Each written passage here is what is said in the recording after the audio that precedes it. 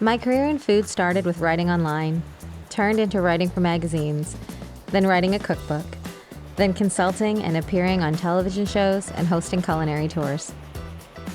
In between, I picked up shifts in friends' kitchens, helped with catering gigs, and worked the dining room. I experienced firsthand the creativity and resourcefulness of farmers, cooks, producers, and makers as they responded to the needs of others. Today I'm at Grain and Grit, a community-focused craft brewery in the Ainslie Wood neighborhood of Hamilton, Ontario. Its owners, Lindsay and Joe Mrav, set out to establish a business that was fair to its employees in a space that was inclusive and welcoming to all.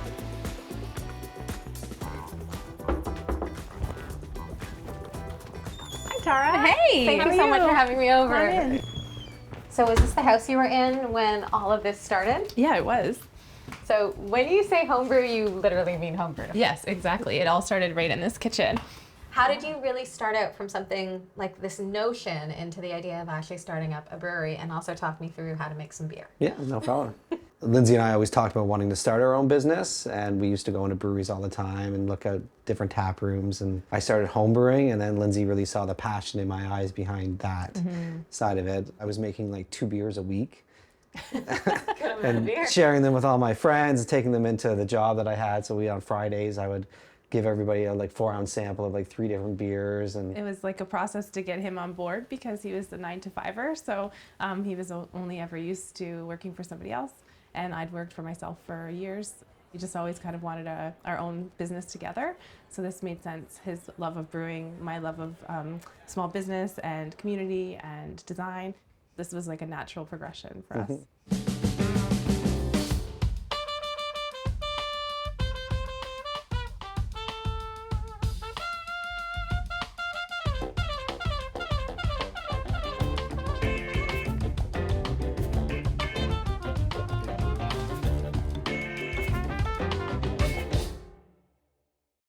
so what we're going to do, the first step is called mashing. Okay. So what we're going to do is we're going to mix grain and water together. So we're almost making like an oatmeal, basically. Okay. The point of this process is to get all the color, the sugar, and the flavor out of the grain. So we have a malted barley, which is the base, or where we're getting most of our sugars and colors from.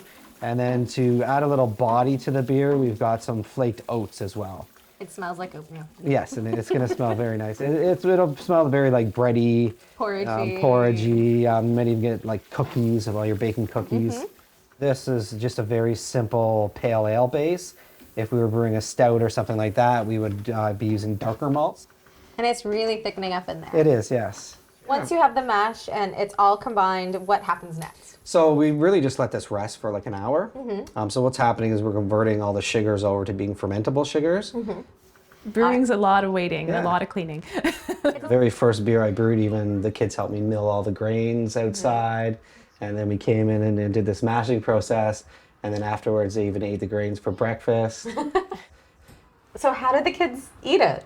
So it doesn't really taste very good on its own because it's stripped of all the sugars and all the flavor. So we would put like a little brown sugar on top, and they would eat it like a breakfast porridge and a little cream too. And yeah, they were happy to eat it. And then the wort too, the wort is really sweet. So what we've done is we've stripped all the flavor and color out of the grain. So it's very bland, but then the liquid is actually really sweet and really sugary. So they really enjoy drinking that as well. We called it baby beer because it has no alcohol in it. What was that spark that really was the tipping point of saying, we're actually going to really do this right now? I think it was when he started home brewing and just how much he fell in love with it, sort of like head over heels really quickly. And then we kind of played that game of what ifs, like what's the worst thing that can happen? That was always my favorite question. You know, it really was not that bad. So we're like, why not take the leap right now and you know, figure it out later. I'm really grateful that we could show our kids that we, you know, you can start something like this at home and then it can become your business or become something that's bigger than, you know, than you ever expected, and that you can have a dream and realize it. What's going on here? Yeah, it's a pretty simple process. So you could kind of equate it to like making coffee in a way. We're basically just stripping all the grains of everything that we can. So what we're left over with hopefully is a very muted tasting grain at the end of it. It's our little pour over moment. Yes.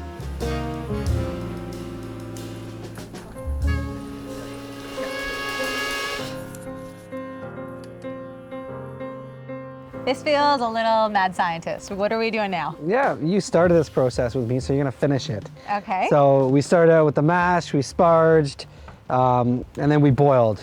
Okay. Right now, so we're done the boil, so what we have to do is cool down the wort. So as a brewer, we make wort, we don't make beer. Yeast makes beer. So we give the yeast this sugar-rich, colorful, flavorful liquid, and that's what we've done here. And so now we have to cool that down before we can actually pitch the yeast in. Okay. So since you helped mash, you have to help cool too. Okay. So I'm gonna take this and you're gonna take the other end. Okay. We're gonna click them in. Oh. And okay. we're cooling. Things are happening. So what's happening here is we're putting cold water through a coil that's in the liquid. Okay. So we're transferring the heat from the wort into the water and out. And then we're gonna pitch the yeast and we're gonna have beer in 3 weeks. Okay, this smells different. There's more that's been added. Yes. We don't just have our grains, there's something else going on because this smells like citrusy to me. It smells pithy, like rind to it. It's super fragrant. What's happening? Yeah, so before we were smelling a lot of like bait kind of goods. We've added hops to the beer now. Okay. So that's where you're getting all that fruitiness, that citrus notes. That's all from the variety of hops that we've used.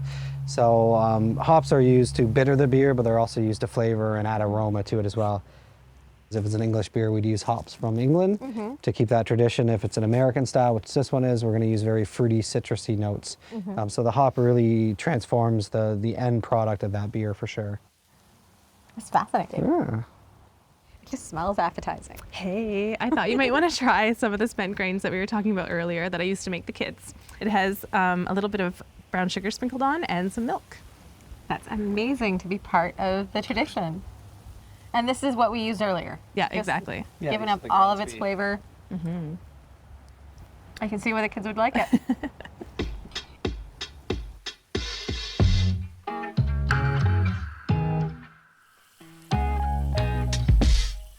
You're obviously not brewing out of your house anymore. No. It's a commercial space. What was the tipping point in the transition like? Once we found a space, that was it. He quit his job and we started flipping the space and getting it all prepared to open. And flipping the space means literally flipping the space when it happens to be your hands getting dirty. It was 8 months from when we actually started tearing it apart to opening the doors. So it was super, super quick. Yeah, and that's like getting the big brew system in. We had to get it in from China. That's getting it in, installing it, brewing our first batch of beer. So it was all happened in 8 months. So yeah, it was fast and furious. Fast and furious and a hell of a lot of grit. And that Yeah. sounds like, it's something that's associated with you. It is your brand name, but it's something that you live. Like I can't help but notice, but the word's on your arm. It is. Yeah, it's like, it was such an important word to us. It felt like Hamilton. We felt like Hamilton has so much grit and we love that about this city.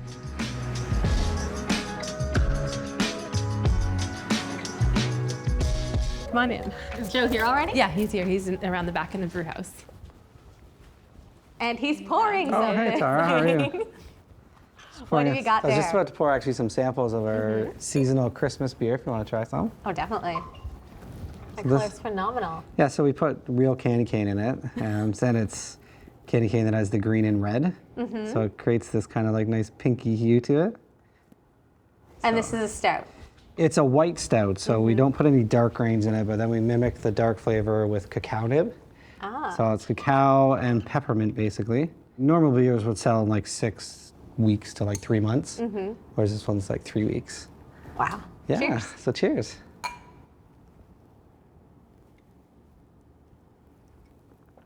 Standing in the shadow of these tanks, these feel really big, but this is small batch brewing. Yeah, so a lot bigger than what we were brewing on earlier, but it is still fairly small. We aren't looking to produce the same beer over and over again.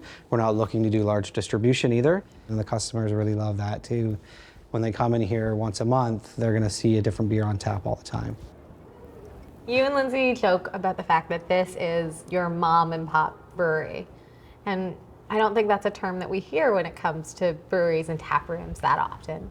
What does that mean to you guys? Yeah, I think for us, we are a really small brewery. We're very community focused. Our focus here right from the get-go was to feel like a coffee shop, or feel like, you know, it was Cheers and Norm walks in and everybody knows them, right? So that's, to me, what I think of a mom and pop shop is you know the owners. You have It's a relationship. Yeah, you have a relationship with them. This morning, you learned how to mash.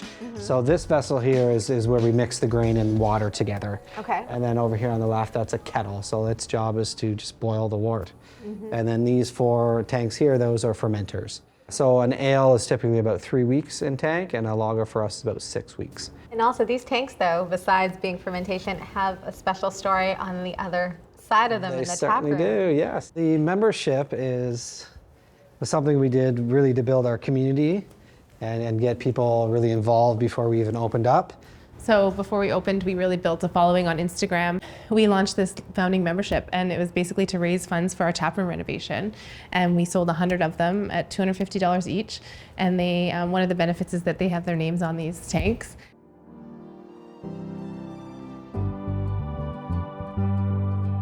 Bob's Best is a beer that we brewed for my dad back in our homebrew days. So my dad used to love English ales and bitters. So when he drank that style, Joe designed this recipe for him, and he mixed sort of his 2 favorite styles together and came up with this amazing English ale, and we had it in our opening lineup.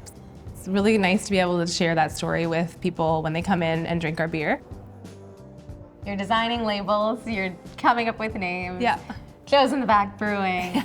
It's really you from beginning to end. It is, and it's really nice that we kind of have our division of tasks and the things that we love to do at the brewery, and it doesn't really overlap. Like, I get to do all the design stuff that I love, I get to do the customer service and the events and the community side, and Joe loves the production side.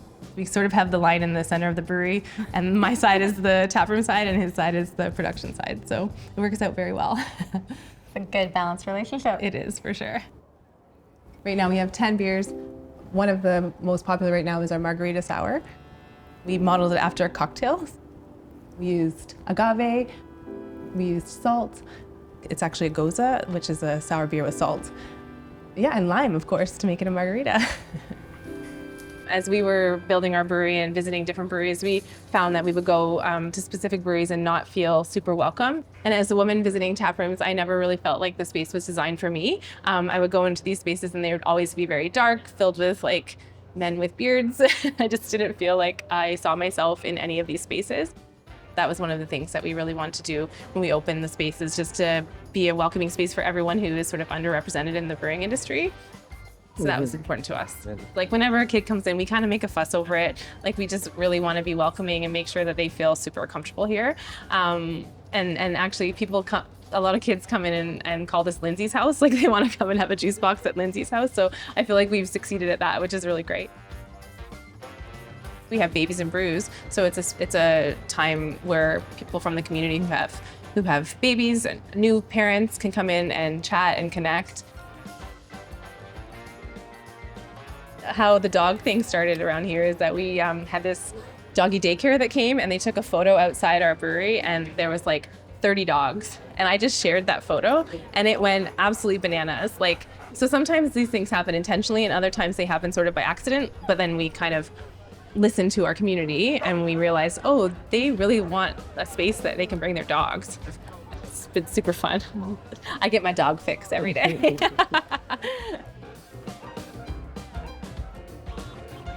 How do you measure success at the end of the day? Measuring success is like, are we living our values?